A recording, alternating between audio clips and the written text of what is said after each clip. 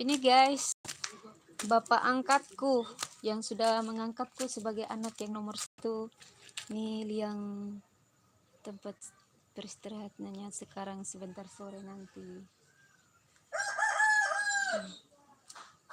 Masih pagi jadi belum ada yang datang. Sekarang kami mau beres-beres dulu, mau persiapan.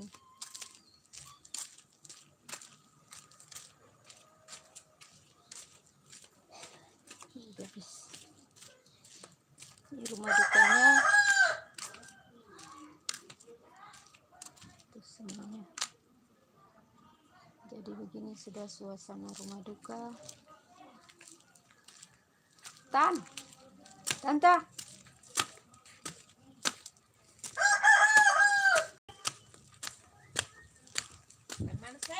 Mari bilang ini. Iya. Kita sangka nih emas lah.